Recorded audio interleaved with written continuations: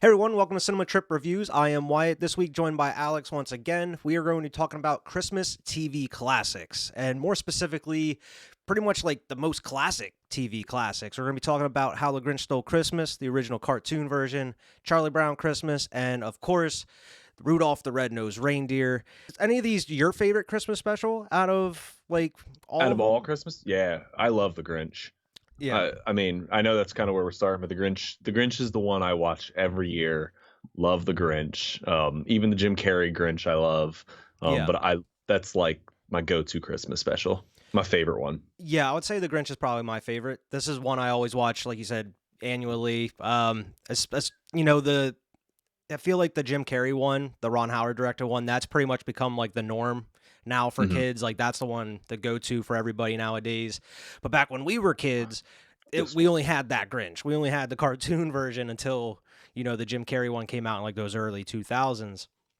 But like you mentioned, we are going to be talking about this one first. This one is directed by Chuck Jones, and that may sound familiar to you because this dude was a pretty important part of all of our childhoods. He had a hand in a lot of like the Looney Tunes Yeah, it's Mr. animation. Looney Tunes. Yeah, Yeah. he created like Tom and Jerry and stuff like that. And you see a lot of the similarities of like some of the Tom and Jerry, animation within this Grinch cartoon as well. Oh, for sure. Yeah. But this came out in 1966. Famously has Boris Karloff narrating and playing the Grinch throughout. See, I don't know if you knew this, but I didn't know it was Boris Karloff until later in life. This dude Frankenstein you got narrating. I probably didn't know it until like I knew who Boris Karloff was. Like obviously I watched this long before like I knew who Boris Karloff was. Yeah. But I would say as soon as I knew who Boris Karloff was, I knew it was because like maybe I just recognized the voice. It's like I know that voice. I know who that is. Well, apparently Dr. Seuss he was a little weary. He didn't want Boris Karloff to be a part of this because he thought it was going to be too scary. He thought it was going to be too scary for children watching. But I think he did a fantastic job with it. And the way that you can kind of tell with his narration voice, and then he has the Grinch voice. But you can still tell it's him, but he kind of has different ways of, differentiating like the characters.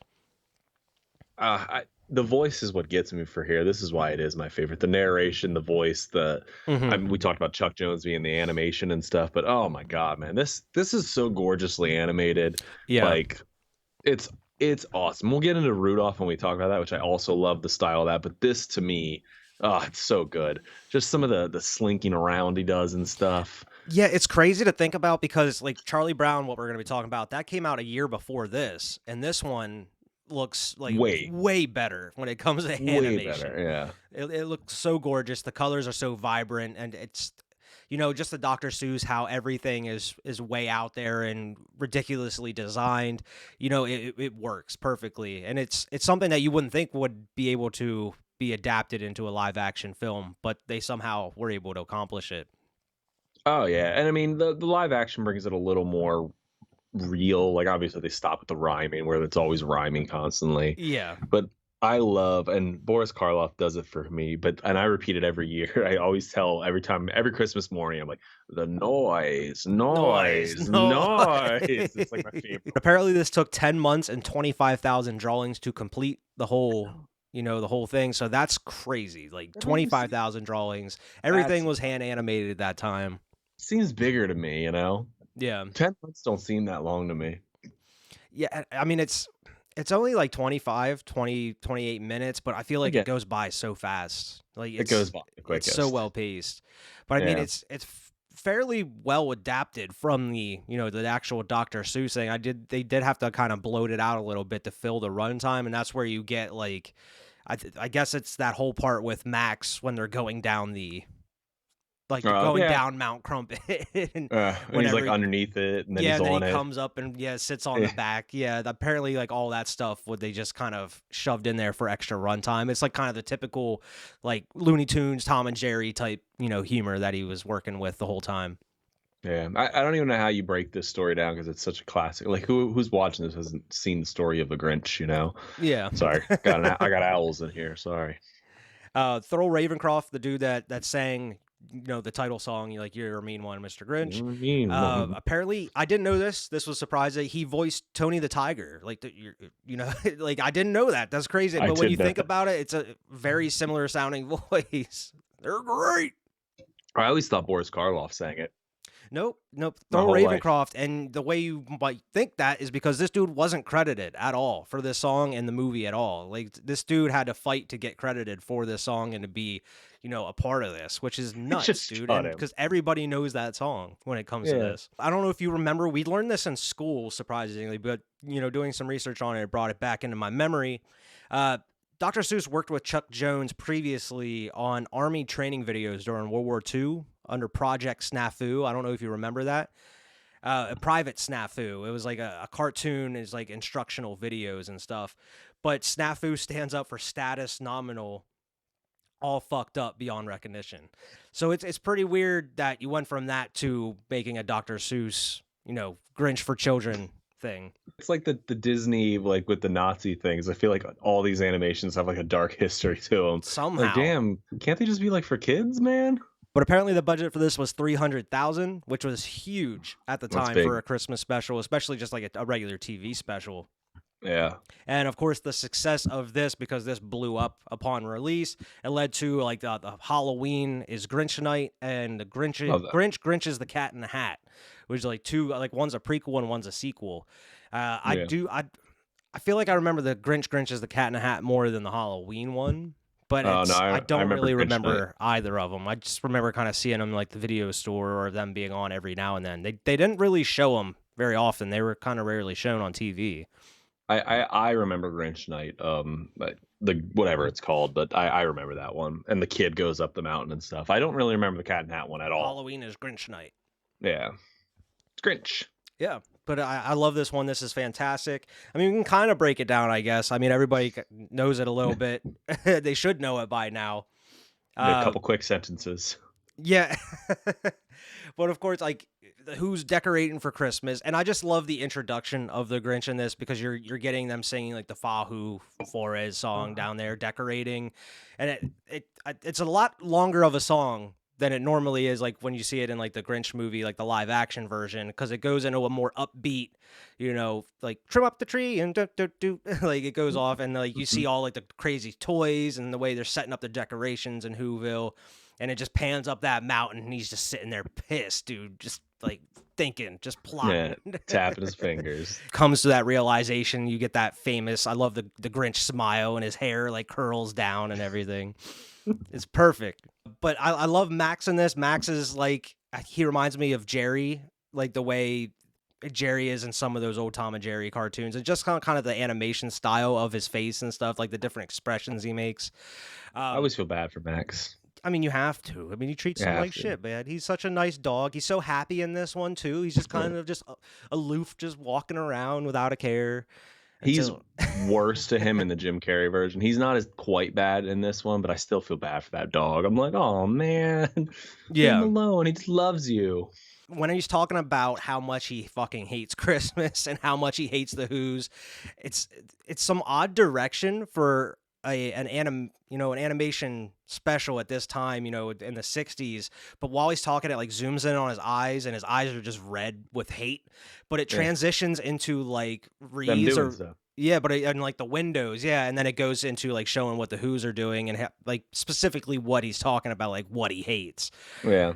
But I just like some of the scene transitions in this. It's kind of like artsy for something like this, For a 60s movie, for a 60s cartoon that was just like they sunk money into it. I guess they were thinking this was successful.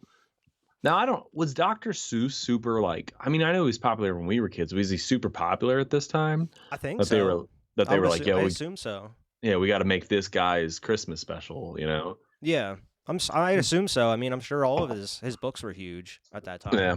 His wife wrote him. I'm just kidding. I have no idea. That's what I hear. I mean, I hear Dr. Seuss isn't the the dude we think he is. I heard he's kind of an asshole in real. All great writers, and man. I heard he didn't really like kids. So, listen, I love though, and don't love. I'm kind of making fun of it. Even in this Grinch movie, like it's just made up fucking words. We're all like, he's such a great writer. I'm like, he just made up words to fit his rhyme scheme. He just like like. For a lot of the Grinch, I would say, what am I gonna rhyme with this? Are made up, Dobbledoozle, that's it. Dobbledoozle, Gamble Blocks, Who Hash. I'm like, what is any of that? What the fuck is Who Hash? That's their hash, man. The Who's, It's like a they smoke at can night. too. It's like a can. So like, is it hash browns? Like, what's in there? What is the Who hash? And that's one of the things he hates the most. I mean, What is that? he Ooh, hates their hash. decorating. He hates their feasting. He hates when they carve the roast beast. The Who And roast beef. Beast. You're and right. most of all, he hates their singing. They're singing. They're singing. They're singing. All the noise, Noise, noise, noise, noise. noise. One thing I hate, all the noise, noise, noise, noise. I've never noticed this. I don't think I've noticed this before until I watched this. But he said he's been putting this up with this for 53 years. So Yeah. the Grinch has at least been alone on top of that mountain for 53 years. So he's at least 53 years old or older. So this dude is just a cranky old bat just chilling Yeah. there up at the top of the mountain.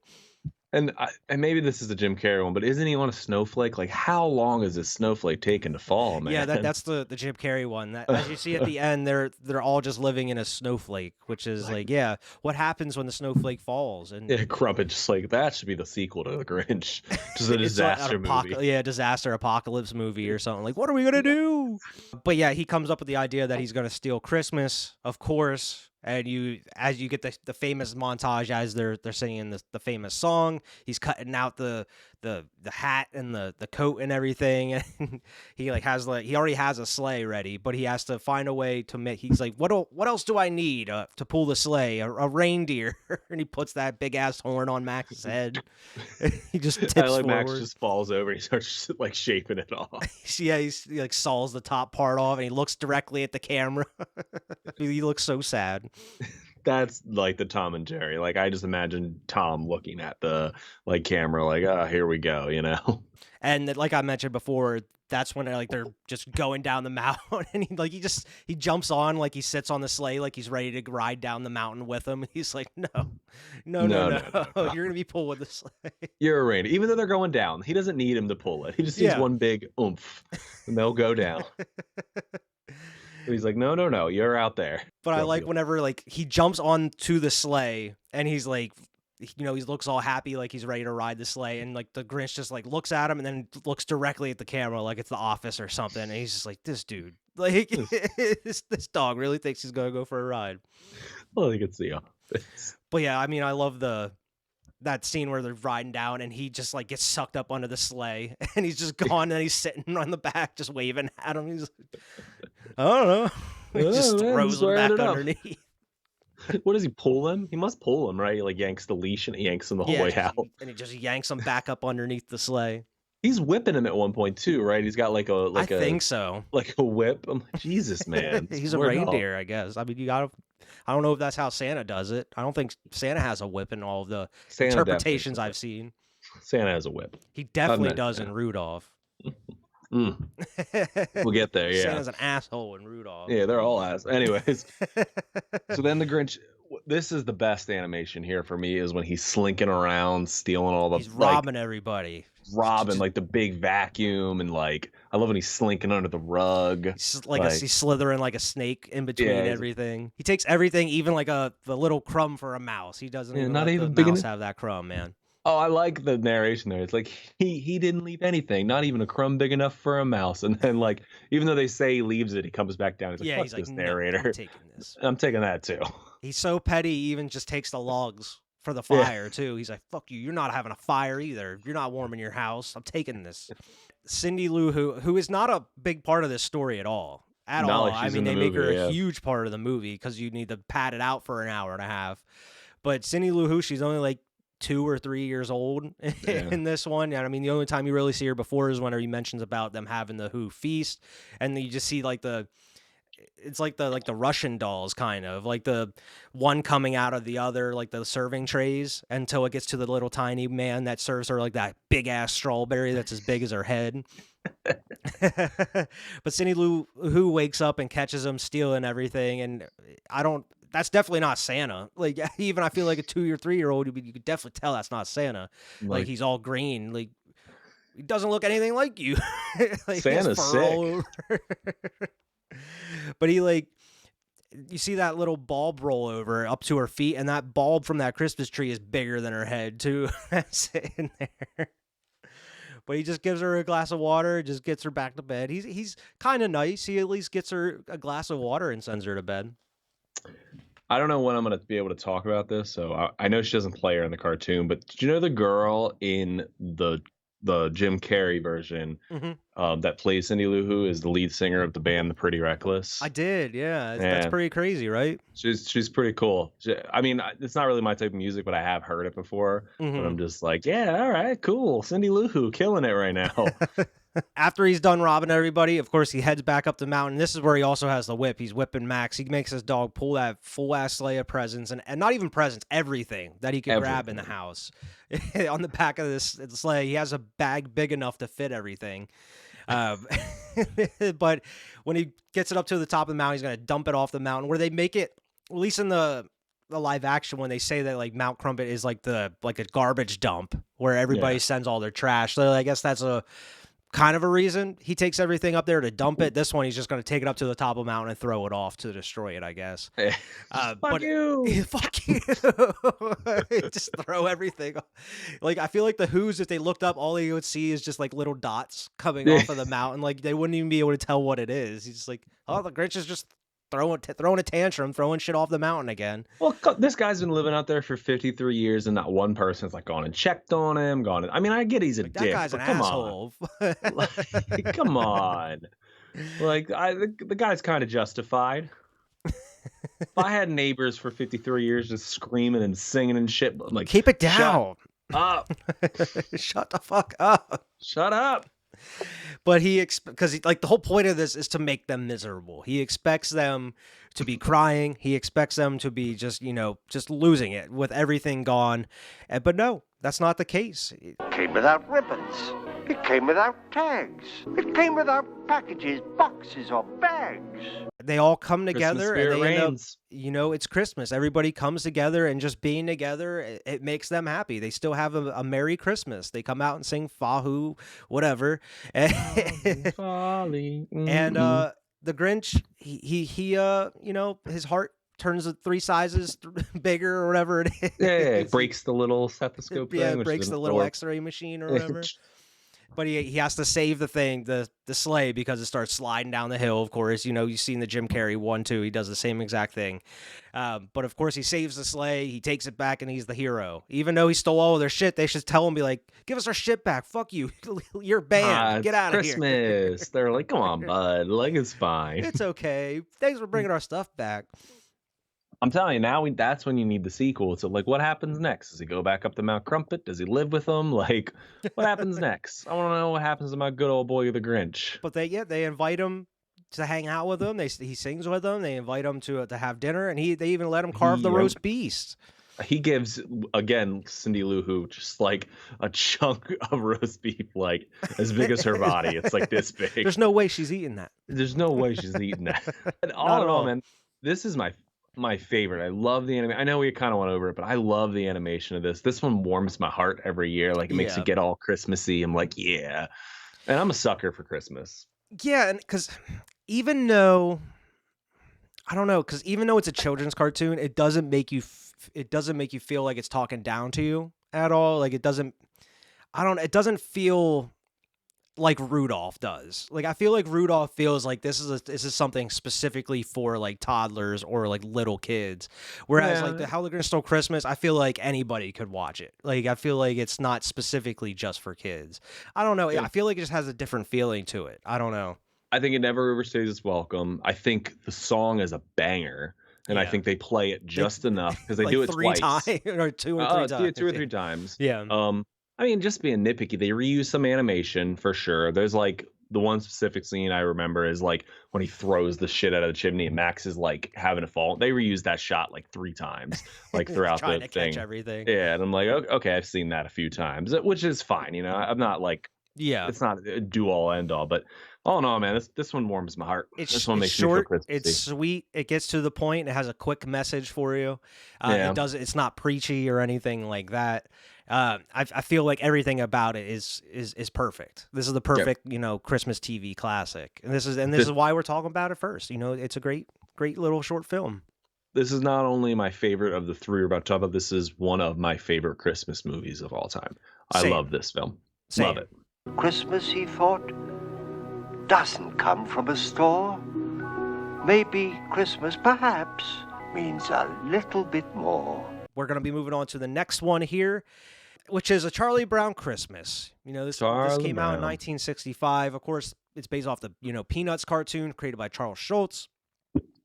This one was directed by Bill Melendez, who also worked on the animation for like Cool World and a bunch of Bugs Bunny episodes as well. He is, involved with Looney Tunes. He also has produced Peanuts throughout the years as well, like all the other iterations, like TV shows and other specials as well. This one was made on a budget for $96,000, so it was definitely it was a little less than How the Grinch Stole Christmas. You can tell. The budget for Grinch was $300,000 a year after this. I mean, it's over $200,000 more than this. Yeah. And they actually used children to do the voices and everything in this, which apparently was a nightmare. Oh, it must be super cheap though. Charlie Brown's voice is a child? Apparently, all the kids are actual kids in this. Yeah. So I mean, they're all kids, but yeah, so it's all kids in this one. Yeah. Huh. But apparently, the more younger ones, they actually had to feed like one line at a time, and some of it is edited. Like very choppy. Yeah. So I mean, it's if you know about what lines, when you hear them back, you're like, okay, that makes sense now. Probably next time I watch this, I'm gonna look for that now. Like, yeah, I mean, I feel like you'd definitely be able to tell now that you know when you rewatch it. Yeah. Apparently, at the time, they were going to institute a laugh track into the special, like some of the other cartoons at the time. Like I know the Flintstones had a laugh track. I'm not sure if the Jetsons did, but there were some other cartoons that did it.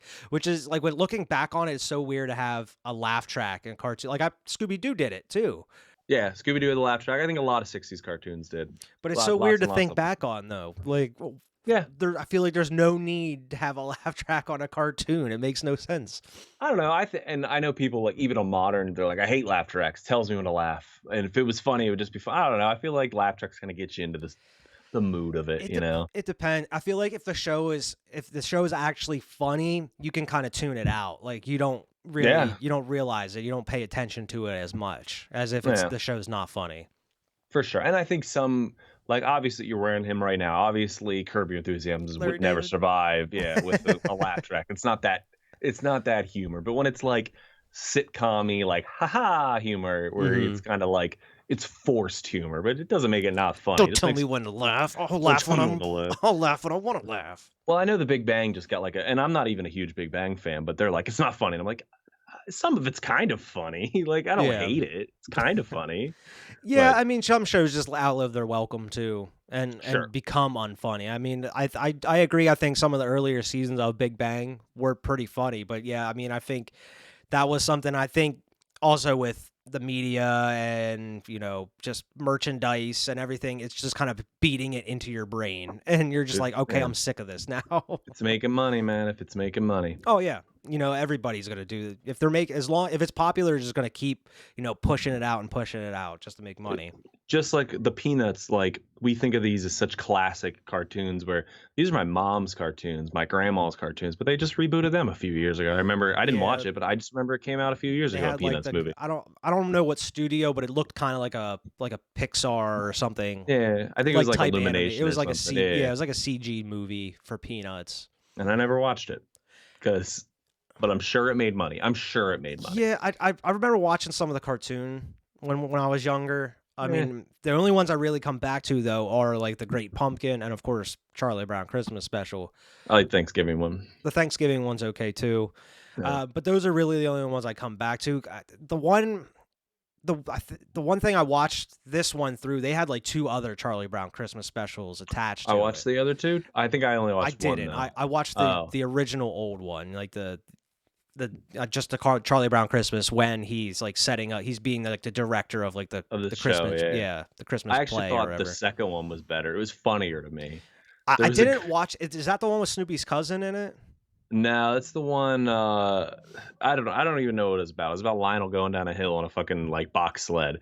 But the funniest part, and I just real quick joke, is like she's like, Charlie, the little sister is like, Charlie, what's Santa Claus's wife's name? And he's like, oh, I don't know. I think most people call her Merry Christmas, though. And she goes, I'm going to write a letter to her. And she goes back and it's like showing you a letter she's writing. And it's like, Dear Merry Christmas, good job for keeping your last name. And I actually laughed out loud on that. I was like, that's Is that funny. because I get them all mixed up? Is that the one also where Linus is like always like a couple times on the back of like his mom's bike and she's just flying and he's like holding on for dear life? Yeah, it's where he like is like got the box and he's going down the sled and it flips on the Christmas tree and they're like, we like the star. It was more like gotcha funny. Where back to the one we're talking about, I felt, and maybe I was just in the wrong headspace for it, I felt like this one was slow. It is a little slow. I feel like that's how most of the Charlie Brown ones are, though. Like it's, I guess with Charlie Brown, I feel like it's definitely, these ones are not made for kids today, because this one, there's nothing really super exciting about them. There is more just dialogue. It's nothing super crazy. I feel like Charlie Brown, I feel like it's pretty well written for what it is. I feel like it's I wouldn't say high class, but it's kind of a smarter cartoon for kids. I can see that. Especially that whole conversation when he's like at the booth getting the psychiatrist and she's like, are you afraid of the outside? That's agoraphobia. And she's going through all these phobias. Like that's something that would completely shoot over kids' heads where they're like, what the fuck are they talking about? Yeah, it's definitely pretty smart. It's very well written. It's very smart as far as cartoons go. It does get a little preachy at times. I was going to say, it's a little religiously heavy-handed. It gets very preachy at times, but I mean, it is what it is. That's probably my least favorite part of this whole thing. I like the rest of it. But before we get into the actual, the special itself, just a little bit more. Snoopy, apparently, I didn't know this, when Snoopy, it's not even talking, it's whenever he just speaks a little bit, like with the noises that he makes, it's just sped up nonsense. And so they just like spoke nonsense in the microphone and just sped it up real fast. Apparently Charles Schultz, he hated the jazz music over top of it at first, but upon hearing it with the cartoon, he thought it actually worked well, but he apparently just hates jazz. So he's like, I don't know how that's going to work with my stuff. But it's iconic now with Peanuts and everything. It's used in all their specials and TV shows. Apparently, once it was made, CBS hated it. CBS didn't think that kids were going to get it. They didn't think it was exciting enough, like we already mentioned. So they were very weary about putting it out there. And upon airing it, I don't know how the actual metrics work at that time when they're trying to figure out TV ratings, but apparently half the country watched the special whenever it came out. That's what they said. Literally 50% of the country watched it as it was airing, and it just blew everybody's socks off. CBS that's got to be some kind of record. Expecting that at all. It exceeded their expectations. That's why they went on and greenlit all the other specials that they made going forward. Production of this ended 10 days before it premiered, so they were working on it up until the last minute, pretty much. And apparently this hurt aluminum tree sales and eventually killed it. oh yeah, aluminum trees do suck though. I'm glad. Go Charlie Brown. That bumps it up for me. I'm not sure if I've ever seen an aluminum tree, to be honest. I've seen them. I've seen the little tiny ones, but I've never seen like an actual full like aluminum tree. But apparently this had a huge part of killing the sales and eventually killing it entirely, because Charlie Brown said, nope, it's too commercial. No. I don't want the damn aluminum trees, And they're ugly. Charlie Brown just was not about, commercialism and everything. He, he was way ahead of his time. I'm with it. And it's gone into the cultural zeitgeist where you get like a tiny little tree and it's a Charlie Brown tree. Like you're like, that's the Charlie Brown tree, like when it's like a small little tiny tree. So my sister just got one with her kids because they went to pick a Christmas tree. Their kids picked the littlest baby Christmas tree. And I'm like, this is a Charlie Brown tree. They even sell like the actual like Charlie Brown Christmas tree too that you can find. Like how it looks all weird and withered. Yeah, you can find like two X's, the X on the bottom. You can find those exact things. Like they're out there. It's weird. I don't know if I'd go that far. But yeah, just kind of break it down. It starts off with the classic Peanuts, Christmas time is here.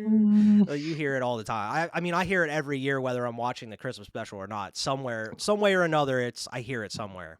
Yeah. Charlie, man, every single special with Peanuts, you feel for Charlie Brown. Everybody fucking hates Charlie Brown for some reason. It's because he's a little whiny bitch, man. I don't feel for him. He's a little whiny bitch every time. He's whining. Damn. He is. I mean, it starts off with him bitching to Linus. He's not happy.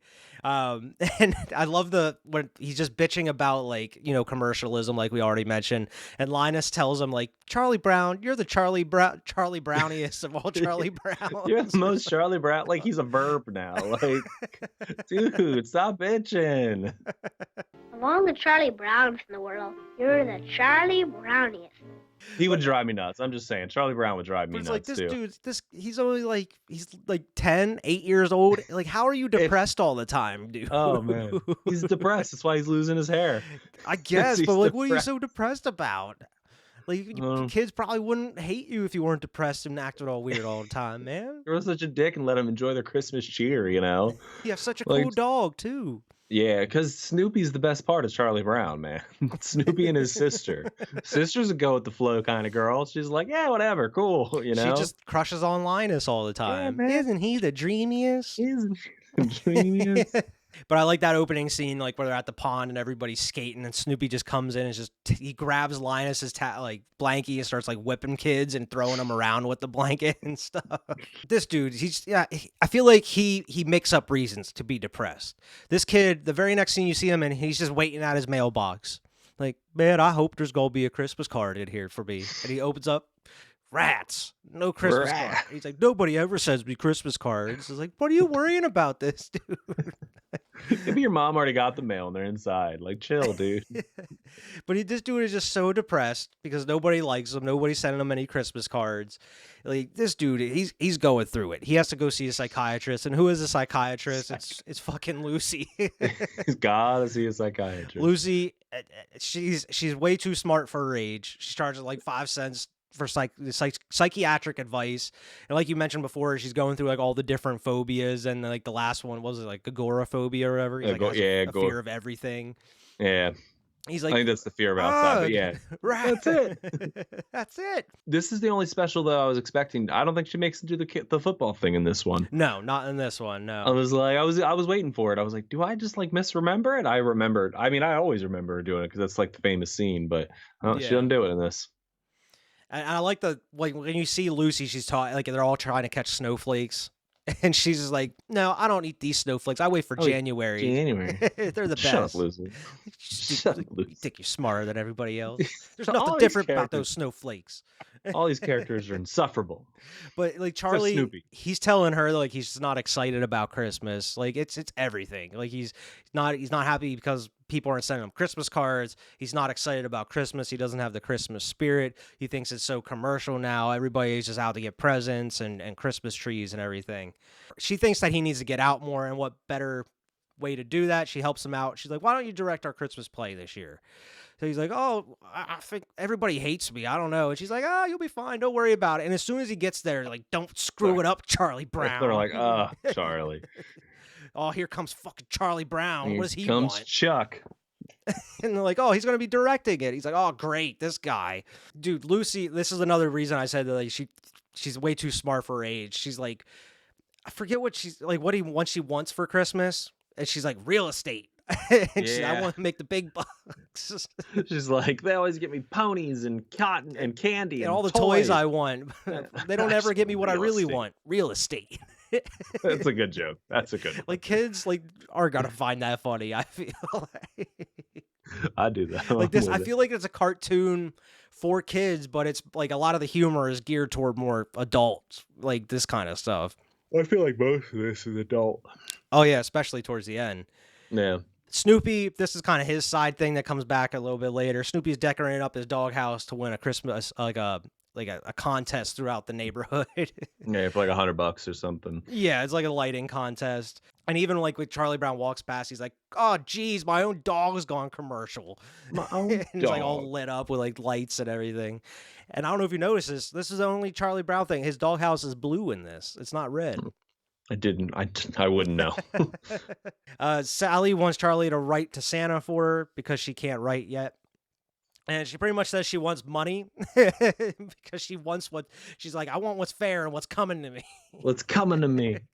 I like if she's like giving him real specific things and she's like, if it's too specific, just get me money. All I want is what I have coming to me. All I want is my fair share. they go to the play. They're introducing him, like we've talked about. They're not excited at all about Charlie doing this. And while Lucy's introducing him, Snoopy's behind her, just mocking her the whole time. And I just every single like thing, like whether it's like the October, the Great Pumpkin, the Thanksgiving one. I love how Snoopy is always fucking with Lucy.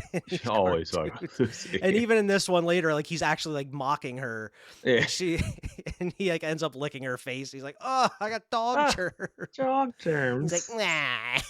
Yeah. I like the gross face that he makes. That's the best noise when he's like, ah. Yeah. He's like up in the air. Get hot water. Get some disinfectant. Get some iodine. Yeah, they're directing the play. It's not going well because they just keep doing that song over and over again. Yeah, that's what I was going to say. It seems like Schroeder, I mean, you find out later he knows other music, but at the time you think this dude can only play one song, which is like the regular Charlie Brown Peanuts music. And everybody just, dancing how they usually dance in these cartoons. Like the two animations just flipping or whatever. Charlie Brown's just not having it. He's like, we got to work. Like, come on, guys. We got to do something here.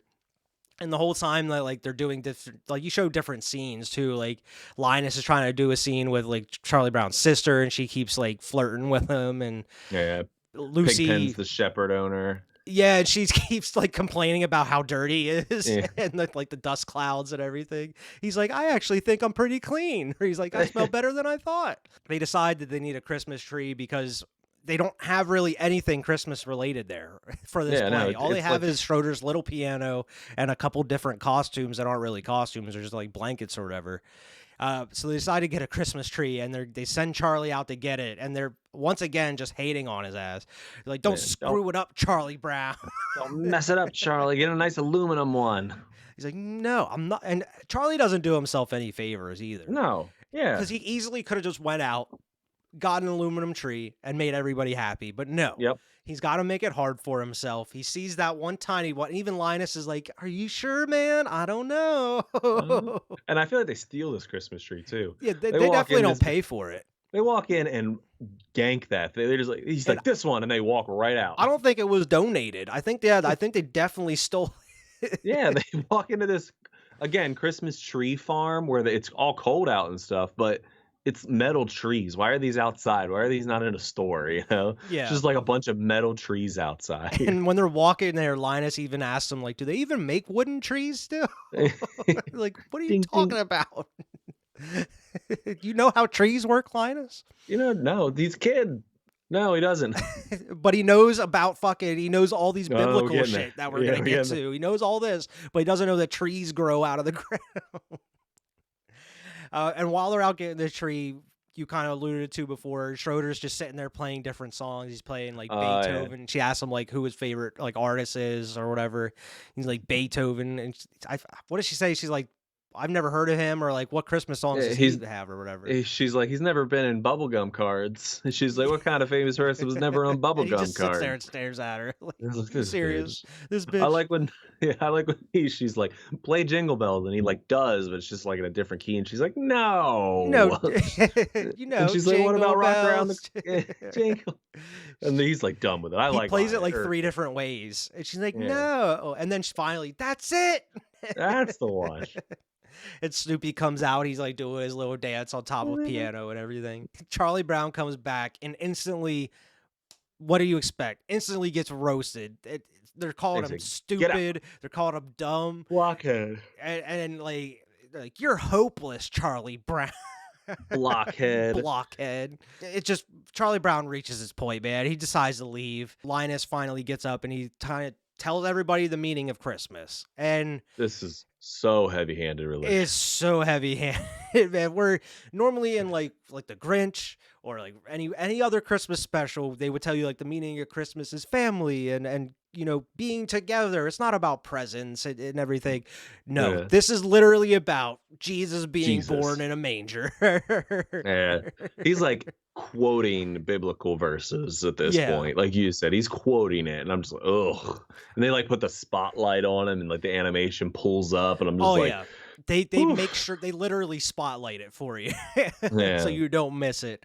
And I feel like every time when it hits this part goes on forever. I'm like, come on, let's get through this, because this is my least favorite part of the whole thing. I like the rest of it, but this part I could just do without. It's way too preachy.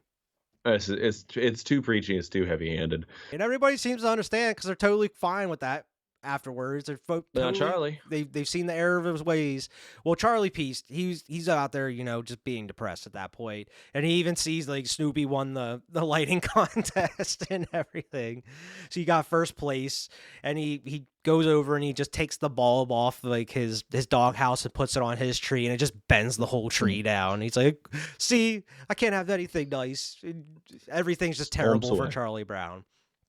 And then he just walks away, and somehow the kids come over, they find his tree, and like, well, it's not that bad of a tree. It just needs a little work. And then they somehow put needles on this tree. Yep, they transform this tree. They transform this tree into an actual tree, and it's beautiful. It's a full little tree with lights and tinsel and everything. Steal it from Snoopy's house. I don't know how they did it. I don't know how you make a tree, but they somehow did it. And then Charlie comes back, and everything's good now. They're all friends. He totally just forgives them for just roasting him on multiple occasions, calling him dumb and stupid and hopeless. Because it's going to be right after Christmas. It's going to go back to being the same way, Charlie.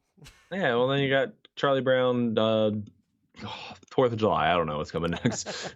New Year's. This one's out of the three we're going to talk about, this one's my least favorite.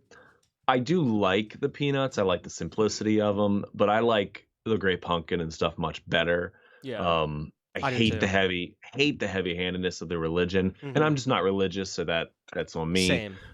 I also don't really love the message. I do like how it starts. Charlie Brown's grumpy, and we've all been there where we're just like, man, I'm over Christmas. But I wish they would have made Charlie Brown find the magic in Christmas, where I feel like the kids just bring him like, hey, look, like this is Christmas, where Charlie should have found it, so yeah, I don't know. I mean, I feel like it just wasn't enough. And wasn't enough, yeah. Because like, what was the answer to their problems? Just to know that Jesus was born in a manger. That's your really... friends did a Christmas tree. Like you should have did it. Yeah, you little bitch. Exactly. Like they should have did something to come together, or like maybe like the play worked out or something. I don't know. Exactly. Like they should have did something like that, because it ends very abruptly. Yep. Like it doesn't really come to any type of really conclusion. Like it just ends as soon as he comes back and sees that they're singing there next to his Christmas tree. Yep, I'm with it. It's too simple. I mean, and again, the animation is simple but effective. Charlie Brown doesn't have to be like this flashy animation like the Grinch was. It was much better animation. Yeah. This isn't the same type of story. I'm with Wyatt. Just not enough for me. This feels like an actual made-for-TV special, whereas the Grinch, it feels like something a little more. Like it actually feels special. Like, I don't know, it feels like a kind of a mini movie in a way, where this one, it's just like, it's very cheap, definitely a pushed out to TV type thing. I would buy the Grinch, even being 25 minutes. If they came out with a Blu-ray of it, I would buy the Grinch. Yeah. I would not buy Peanuts unless it came with all the other holiday specials. All the specials. That's how I'm buying the Peanuts. You can't just give me this. I would feel complete just seeing the Grinch. Not even the jokes hit that good for me in this one, where like I love some of the jokes in like Great Pumpkin and the Thanksgiving one. Like I still to this day say I got a rock. To this day we say it to each other. Like I got a rock. Like it's just, so I don't know. This one doesn't. It's definitely my least favorite Charlie Brown. It's my least favorite of these three movies we're going to talk about. Oh, it's your least favorite out of all of them? It is, and I know the complaints on Rudolph, which we can move right into, but like there's something special about Rudolph that gets me. Yeah, we are going to be talking about the original 1964 classic Rudolph the Red-Nosed Reindeer. Before some quick facts about it. The actual character of Rudolph the Red-Nosed Reindeer was created in 1939 by Montgomery Ward Department Store. They were making pretty much a holiday book to put out to sell to kids. Became huge. It actually took 10 years later for the song to be written and made about, the actual song that everybody knows. And then it took till 1964 to make the actual TV special, where apparently it was written and the voice recordings and songs and everything were done in Canada. The actual stop motion animation, everything was outsourced to, I believe, Japan. What I'm assuming, because this was outsourced, I'm assuming all the other stop motion Christmas specials at that time were also outsourced as well. Rudolph is actually still copyrighted and is not public domain, like most of the other Christmas songs and Christmas stuff around that time. And this is one of the oldest, most famous broadcast specials. It's been broadcast every year since 1964, since it premiered. I guess this year, I don't know if this one was broadcast, but I do know that this was the first year Charlie Brown wasn't broadcast on TV. That's because Apple said, mine. It's mine. Yeah, exactly. Apple bought up Peanuts and everything. But I think it's with streaming service and everything like that, they're kind of doing away with a lot of these Christmas classics on TV and stuff. Which is a shame. It is. It really is. I remember like back when we were kids watching like the ABC Family, like 25 Days of Christmas, and they would have everything. Like you would know exactly what night something was on. Sometimes you just turned it on and found out. That's how I watched tons of these movies that I like. And they did the same thing with like Halloween, like during Halloween time as well. I gotta say, and not connected to the movie, we talked about how much of a banger You're a Mean One, Mr. Grinch is. Rudolph the Red-Nosed Reindeer is also one of my favorite Christmas songs. It's also a banger to me. I'm like, this is a good song. Yeah. It always gets me going. Yeah, it has Rudolph is a banger. I mean, Jingle Jingle Jingle is a banger too. I like that one in this movie too. Everything about it just rings a classic though. I love the style, even though how janky and old it is. I like the stop motion in it and how the characters look. They look like little stuffed animals. Exactly. It looks so cool. Yeah. All of them too. Like I know the other ones that span off this got worse, but like all of them are so fun to watch. Yeah, and it's so crazy to think in 1964 that they were able to do something like this. Because I mean, you still see stop motion stuff today. I mean, Guillermo del Toro's like Pinocchio came out, and look how amazing that looks. Yeah. And compared to in 1964, this stop motion, it's so crazy to see how far they've come. Even with like Phil Tippett's Mad God, how crazy that is for stop motion. It's wild to see what they can do. Yeah, stop motion's I hope an animation style that never goes away.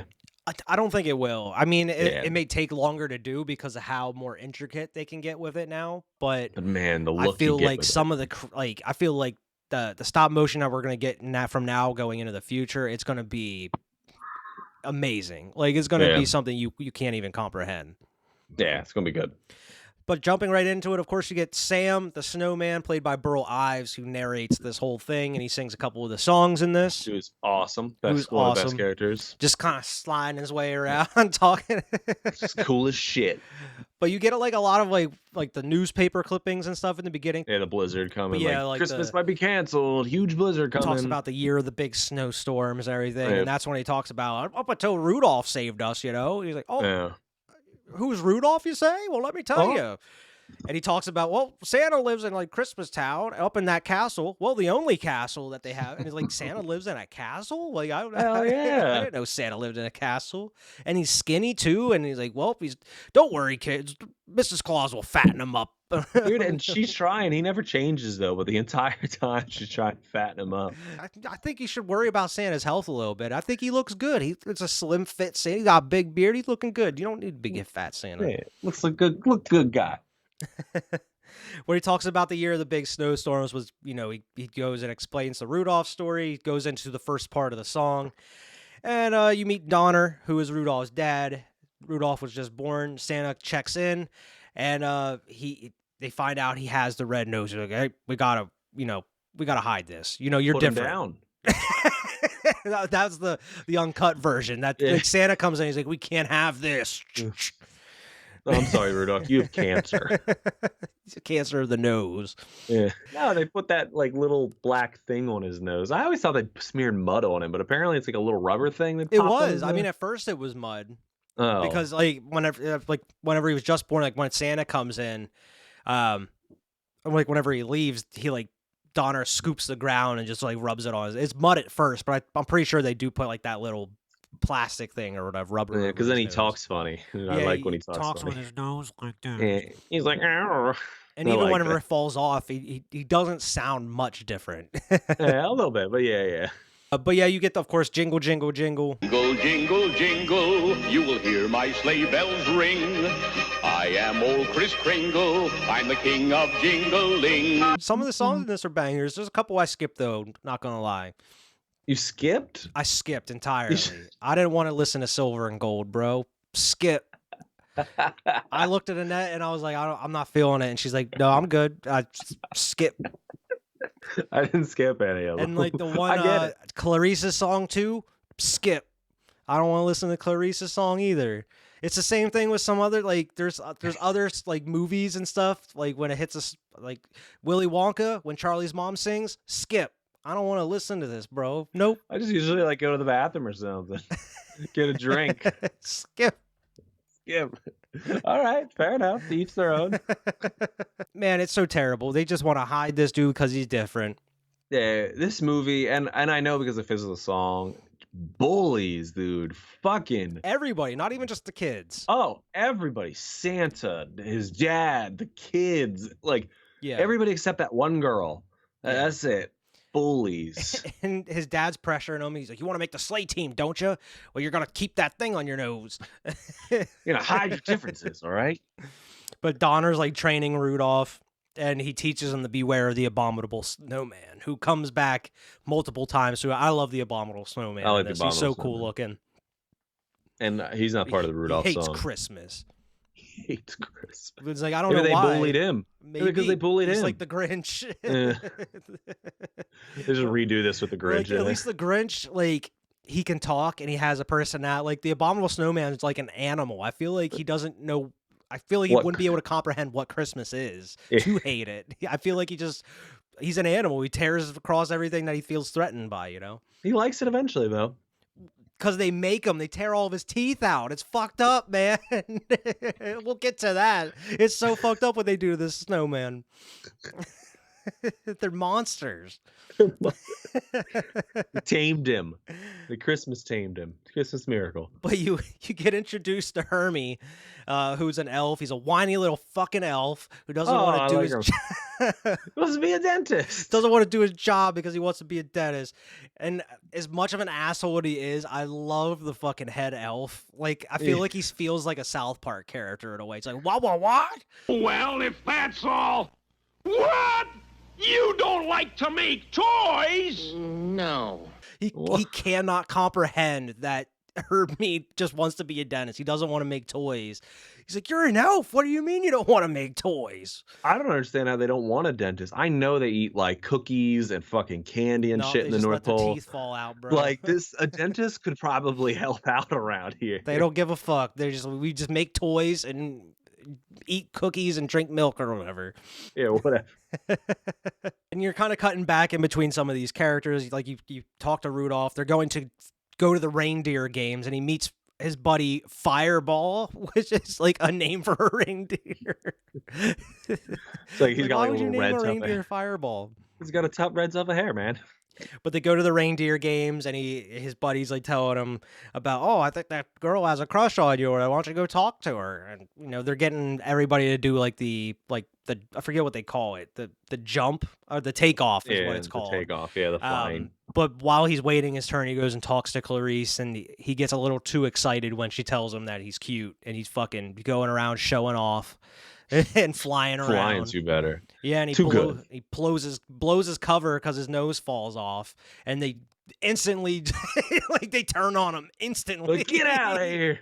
I love when he's like, we're not gonna let him play it. Even any reindeer game. Even Santa's like, he had such promise too. I'm so disappointed in you, Donner. And he's like, what was I supposed to do? Like, I can't change his nose. Fucking comment though, he literally says, he's like, and don't let him play in any of the reindeer games. Coach comments like, get him the fuck out of here. Get out. And your freak nose, freak. And they're like, jeez. President go burn his house down, like, riot. Everybody grab your torch and pitchforks. And then you go back to Hermie, and they're having elf practice, which is all elf practice is them getting together and singing about how they are pretty much slaves for Santa in front of Santa, and Santa just couldn't give a fuck about this. He's sitting there just like, come on, like, let's get over it. He's like, oh, it was fine. Can I go now? He's like, well, you could stop this at any time, Santa. If you don't let, you're in charge. You're Santa. You're in charge here. Like, you're the boss. If you don't want them to sing songs about you, I'm pretty sure you could stop that. He just feels bad. He's like, this is their one thing, man. His wife loves it. She's like, Yeah. oh, just let him You guys go. are great. It's fine. And they go through this whole song and dance how about their Santa's elves, and, and like he pieces out because he doesn't give a fuck. And even like the head elf's like, that was terrible. You guys, this was awful. We got back to the drawing board. Do it again. And he's like, well, we would have been all right, but Hermie's not here. He's like, what? And he goes and yells at Herbie, pisses Herbie off, and Herbie's like, I don't belong here. He's like, you're never gonna be like us. You're always gonna be different. The fuck out, different. Like, if you want him to join your side, you're not doing him any favors. You're pushing him away even farther, man. You're bullying the shit out of this elf. Stop it. Everybody in Christmas town, if you're different a little bit, you're going to be an outcast. Yeah, you're fucking bullied.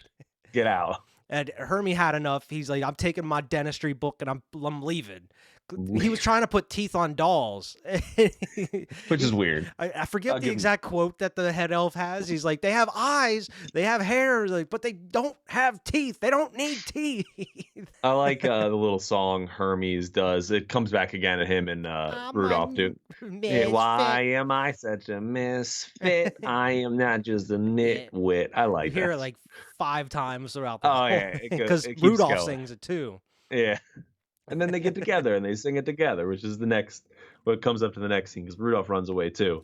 Yeah, they both are running. Well, before Rudolph runs away, he's about to run away, and Clarice meets up with him, and she even tells him, like, I want to hang out with you. I like you. And he's like, well, I like your nose. Even with my nose? And she's like, yeah, I don't care. I don't like you just because of your nose.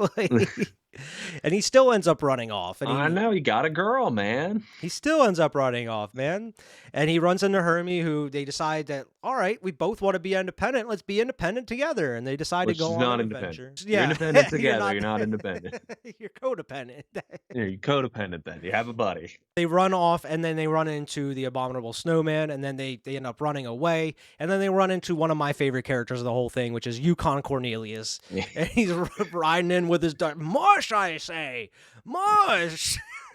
He's very random. Like, I love this dude. Out of all the people, all the like Christmas themed things, it's like this fucking sled guy. He's like, all right. But he's like looking for silver and gold, and he's also looking for like the peppermint mines, which goes into the joke throughout the whole thing. It's the most hilarious part, and it never gets old for me. Is every time he like digs into something, he licks his axe, and he's like, and you see his. He's like, nope. No peppermint here.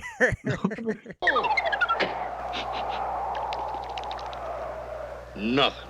And even like whenever he like gets him to hop on the sled, he's like, mush, I say. And then the dogs don't go. He's like, no, I'll show you how to do it. He just picks it up and starts pulling the sled, and the dogs hop on the back of the sled, and he's just pulling everybody. But they run into the abominable snowman, who they have a name for him. Yukon calls him Bumble. But they get chased by Bumble, and he has to use his pickaxe to, chop off a little bit of ice, and they're on like a little floating iceberg just going out to sea. And it's just scarier than the snowman. Yeah, you're just stranded at sea. Like, what are you going to do? There's no food. I'm sure the water's not safe to drink. I'm sure it's cold as fuck, too. And it's cold as fuck. And I'm sure if on one piece of ice, I'm sure that it's not connected to anything, so I'm sure it's going to be easy for other pieces of it to break off. So, especially with 3 people on it. They land with the Island of Misfit Toys. This is my favorite part. I love the Island of Misfit Toys. Yeah, and I did write down some of the Misfit Toys you have here. You have Charlie in the box. He's not a Jack in the box. His name is Charlie. Nobody wants a Charlie in the box. Nobody wants Charlie in the box. You have a spotted elephant, which is like... It's adorable. It's adorable. What kid wouldn't want a spotted elephant, It's the cutest one of all the things. You have a train with square wheels, which I makes sense. Like a train's not going to work with square wheels. Yeah. You have the squirt gun with jelly in it, which like just take the jelly out. Yeah, that seems like an owner's fault. Seems like he works just fine. Take the fucking jelly out. Take the jelly out and put water. In. That's all you gotta do. Like, it's easily fixable. You could have had somebody on the island do that for you. Yeah. And then you have like the cowboy that rides an ostrich instead of a horse. Which again, it's kind of cool. It's different. Yeah, well, we don't like different in the North Pole. It's how they ended up there. Exactly. It's different, and they're an outcast because of it. And they even called them orphan toys at some point.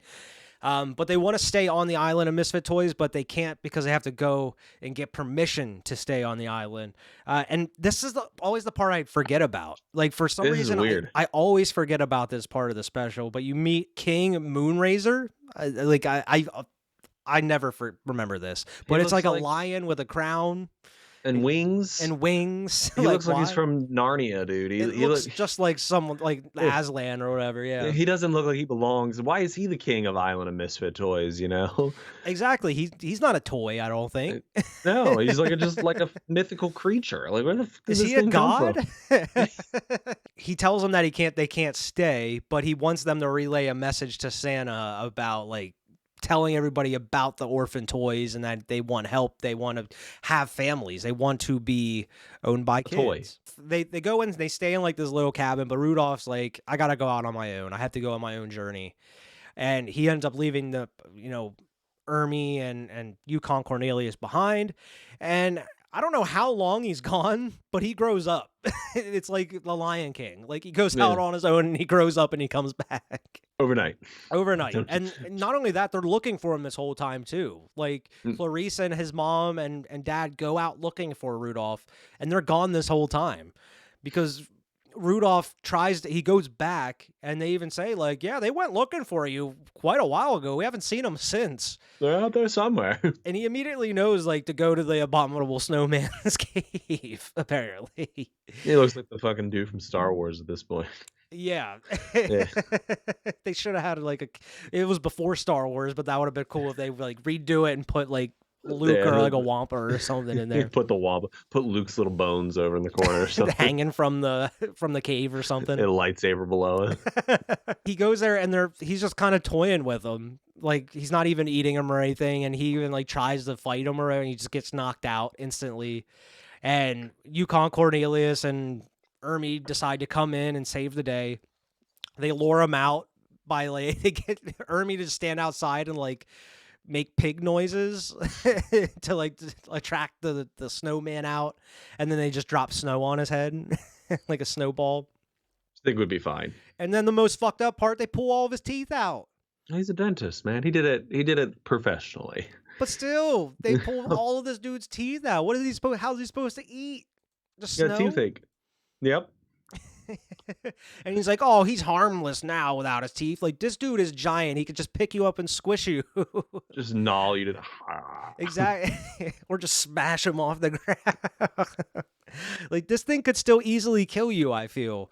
But, I mean, even once he gets up, like, Ermy's like, oh, he's harmless. I took all of his teeth out. And Yukon's like, nope, not under my watch. And he goes and still fights him, and they fall off the cliff. And they don't even wait that much longer to bring him back. Like, they go back to Santa's shop, and everything's fine. And, like, Ermy is going to be a dentist and everything. And, Yukon just comes in with the snowman like, oh, I think you could find a job for him here, and he just puts the star on top of the tree. Like, that's his only job. That's what he's going to do. That, man. That's on that job in my family, man. Because I'm fucking so tall. I get to sit and watch them decorate, and then I'm like, ding, boom. You're welcome. You're welcome. Couldn't do without me. You think it's all wrapping up here, but no, Rudolph still has to save Christmas. That big snowstorm that we brought up earlier is coming back and they have to cancel Christmas, it seems, at this point. Because there's no way that Santa's going to be able to get through the night and deliver all these presents with that snowstorm. Even though he's magic, there's also no way. Headlights, maybe, bud.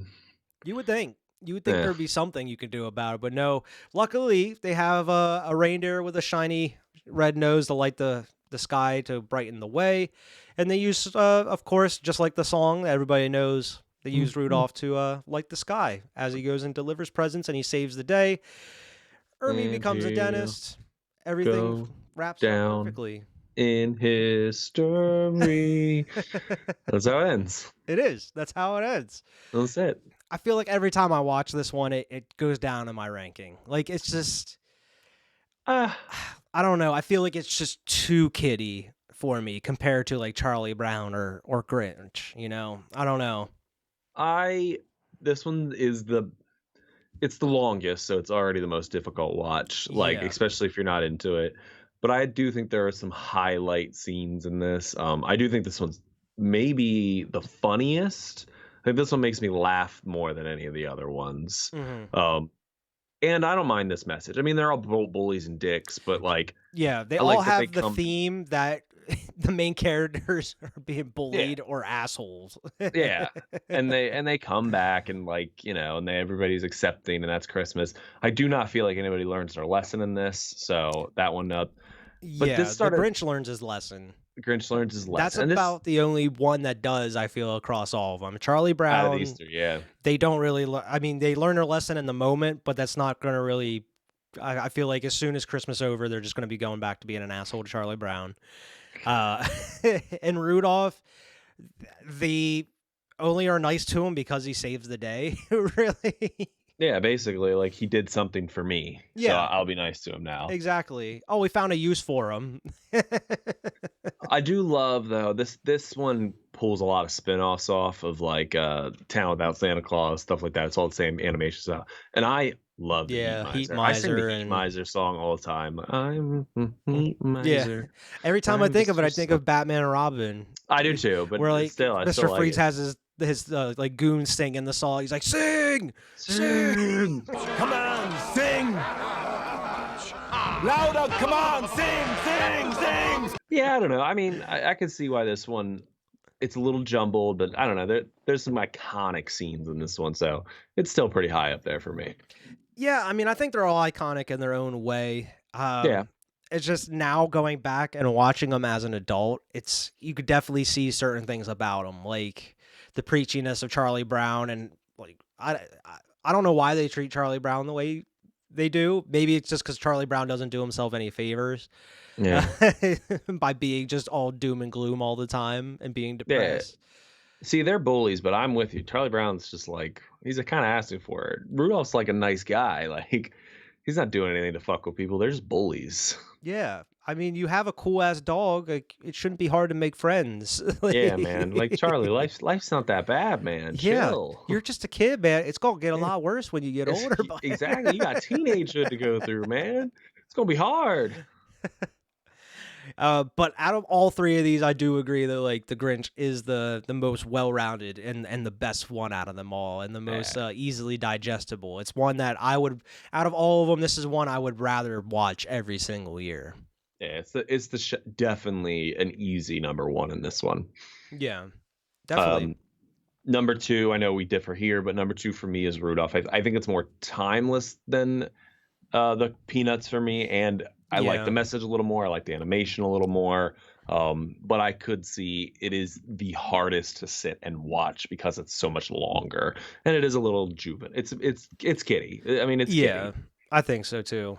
Yeah. I mean, that's the only difference. I'm gonna put Charlie Brown on my number two, and then Rudolph at three. I mean, it's not like I dislike them. I like all three of them. Sure, me too. Yeah. I just like the Grinch the best.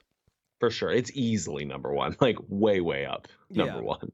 Now, not as far as Christmas movies, but is there like as like an honorable mention? Is there any like Christmas specials that we didn't talk about tonight that is like one of your favorites, or like one that you are fond of?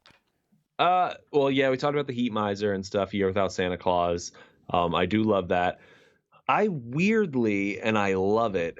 It's called Oh Christmas Tree, and it's about these two polar bears, and they get like this picture of a beautiful Christmas tree, and they both want it, and they like rip it in half, and they fight, and the one polar bear is like this big tall dumb polar bear, and the other one's like this little angry one. And I actually loved it. It's called Oh Christmas Tree if you ever get a chance. I think it's on Peacock. It was one of those ones that I saw a bunch as a kid, had no idea what it was, and then years later on Peacock, I like just clicked on it, and I was like, all right, whatever this, and I was like, oh my god, like I remember this movie a lot when I was a kid, but it's pretty cute. Watch it sometime. I mean, it's not very long. It's on Peacock. Okay. Oh Christmas Tree. I feel like I saw it as I was going in like browsing Peacock at one point. I remember seeing something about it. I have also a dishonorable mention. Marissa made me watch Casper Christmas, and that was terrible. I don't remember Casper Christmas. It's a whole ass movie, and like the characters are like way early CGI, and like, oh man, they're ugly. It's fucking ugly. And then I don't want to steal them all, but you do one. I have one more, but I don't want to steal them all. I finally remember like the Flintstones Christmas Carol that it had. Yep. It was like a shorter one.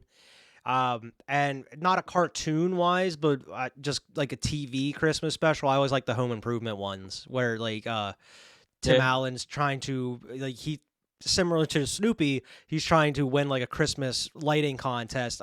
Pretty much every season they have a Christmas special. They have him working on that lighting thing, and it's like going all out and going crazy. And of course, it always falls apart because it's Tim Taylor destroying shit. I like the Garfield one too. There's a Garfield Christmas special. I do remember the Garfield one. See, a lot of the cartoon ones, other than like Charlie Brown or the Grinch and Rudolph, it's some of them it's hard to find. Like some of them just aren't streaming anywhere, and just some of them I don't really have a reason to go back because they're not as memorable or it's not something I want to go back to like at like the Grinch or something like that. I have kids, so it's different. Like, when we put the Christmas tree up, I usually just put Christmas specials on, like boom, boom, boom, like back to back to back. I just keep doing Christmas specials because you don't want to do a movie because they lose too much interest in a movie, and then they're not helping. So that's what we do. Every Christmas, we watch Christmas specials. I feel like there was a Yogi Bear one a long time ago too. I don't remember the Yogi at all. I mean, I remember the Jetsons one. The Jetsons, yeah. There's a bunch of Christmas specials I remember. There's one with like aliens, and they come to Earth, and it's weird. But Oh Christmas Tree is one on Peacock. Watch that one. Everybody who hasn't, watch Oh Christmas Tree.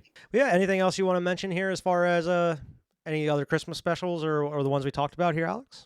No, man. I had a merry time here. Yeah. I hope everybody has a great Christmas or a great holiday. And thanks for tuning in this whole month. I mean, if you haven't already checked out whatever we put out, I did Die Hard with Steve from the Decision Reel podcast. He joined me to talk about Die Hard, classic Christmas movie. Last week I talked about Silent Night, Deadly Night, which I really enjoyed. If you haven't seen that, Alex, I definitely recommend going and checking out that one. I have not. It's one I slept on, man. I never saw it before, and I was pleasantly surprised. I thought it was going to be a just regular run-of-the-mill 80s slasher, but there is surprisingly a lot of depth to it, and I enjoyed it. So if you're familiar with the movie, definitely go check out the review I did last week on that one.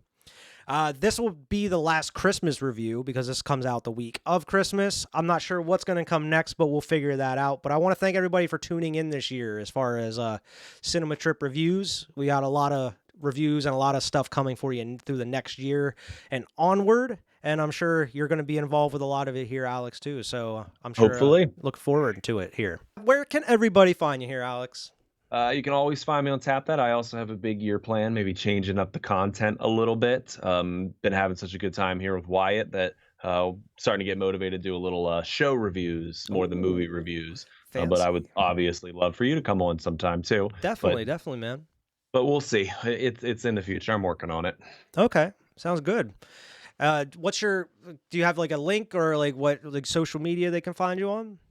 Oh no, social media is pretty much dead at this point. So just find us on YouTube. TapThat reviews. TapThat review. I'll have a link in the description for everybody though. They can check you out though. As always, everybody make sure to like, share, and subscribe here at Cinema Trip Reviews. Go check us out on Twitter at Cinema Trip Views, on Instagram at Cinema Trip Reviews, and pretty much everywhere you get your podcasts. We're pretty much available everywhere. Drop in and leave us a good review, and we'll see everybody next time. Merry Christmas.